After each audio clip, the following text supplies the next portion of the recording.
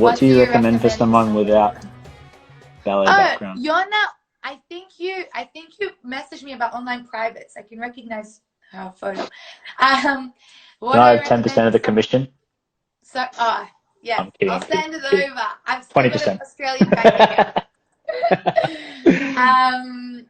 What do I suggest? I suggest you go take a ballet class. That's honestly For someone what with a you should. ballet background, what should you do? Oh, without a ballet background, right? Oh, sorry. Yeah, you're right.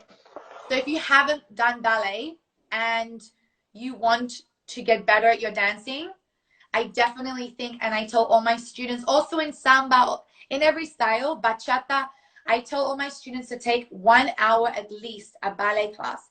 But the thing is a lot of the time, if you go to an open ballet class, like let's say you go to Sydney Dance Company, or here you might go to Pure or something like that.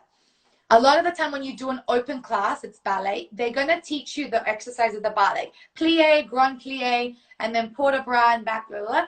But they don't actually, a lot of the teachers go into detail as to how to do the movement. Like, what should you feel? Like, your knee should be back, your bum should be in. Do you know what I'm saying? Like, you should be feeling your shoulder coming down with your lats, and then your elbow should be coming up, and then your hand facing forward. So you have like a Chinese burn going down your arm. Things like that. Like, all of those techniques, a lot of the time when you go to an open class, they're just going to try and explain the exercise and then put on the music.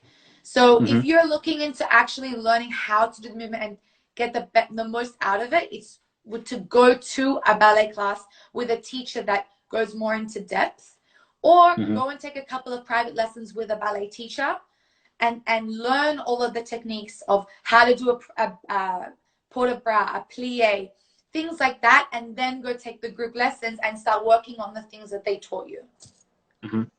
There was one question there from Styling Smith, so I hope I said that right. It sounds like an English name. And she was asking, I'm trying to see the picture. It looks like a woman and a baby. So I hope it's a woman. Okay. Forgive me if it's not. Her question was, did your parents invest a lot of money into you as a child when you were learning dance? So, yeah, dance costs money. Ballet training, the school that I went to. My high school, thanks God, it was actually a public school. You have to audition to get in, but the training and the school there was all free. And then when I was training with Oliver and Luda, I was paying for private lessons. My parents were paying for them. But my mom would be there, and his mom was there, and they would watch our class, and we'd have to stay and practice afterwards together about what we learned in the class. Our moms were very like, took care of that. And the thing is like, you have to invest. Like right now, for example, like, no, not right now because it's Corona, but take me back a year ago.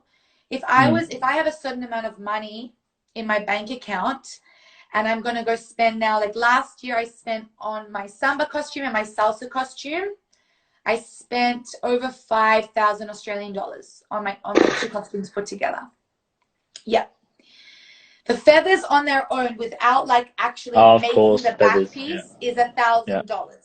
Then you have to make the back piece. Then you have the two costumes, and then you have the Swarovski crystals, all of that kind of stuff. Then your shoes, all of that kind of thing. It costs a lot of money, but that's the thing for me, because I'm not a mother, because I don't have all of that going on right now. I'm investing in myself, because I know one day when I do become a mother and I want to take the next dream, like my investment's going to go somewhere else. So right now it's me time. It's me taking care of myself and my career.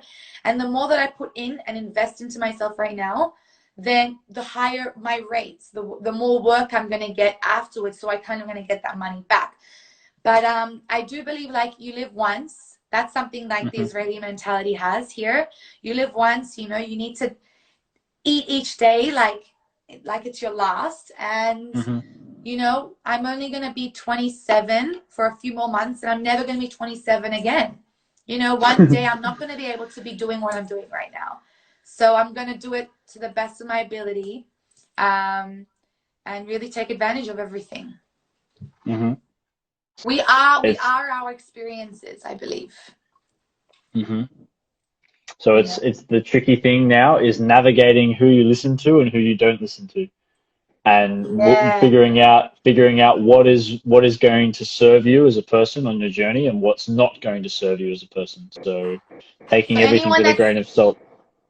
for anyone that's listening to this right now, what you're saying, this is a great thing also in regards to competition. If you're a competitive dancer, like I had this problem that I wanted to please everybody on the judging Hmm. panel, right? So you have like somebody that really likes musicality, someone that loves like, creativity, being different. Then you have some judges that really like the technique. And then what I used to do is I used to compete. I used to put my choreography down, and then I'd go and ask everyone for feedback.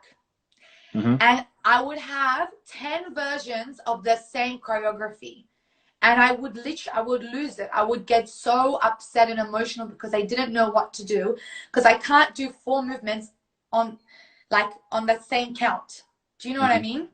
So you can't please everyone, and you need to decide what you want to take.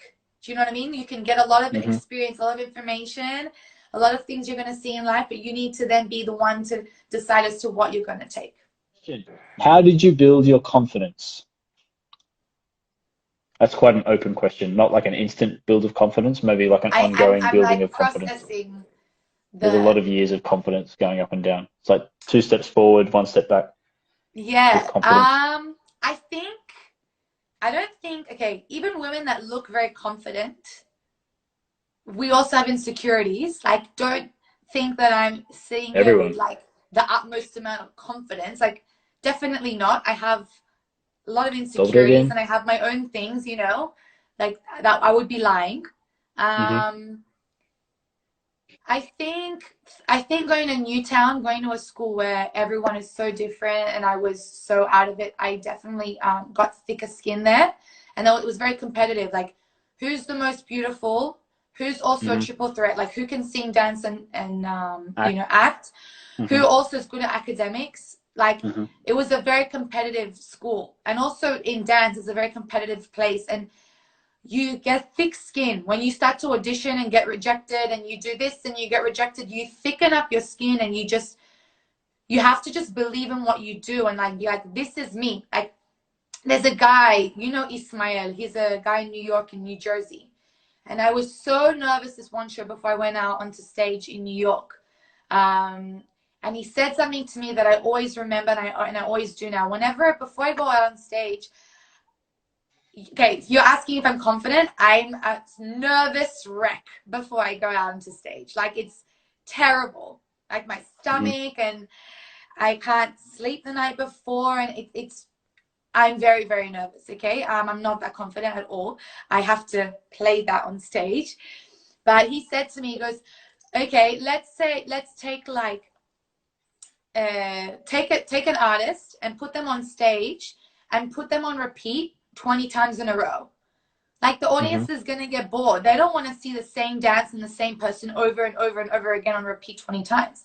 So Hmm. don't try and be somebody else, or try be, you know, like you're not. Like be you, because people want to see something different, and people want to see you, whatever that means, whether, you're having a bad day, a good day, what's your style, like be you. And I definitely believe in that. I thank you, Smell, for that feedback, because that helps me, because this is who Hmm. I am.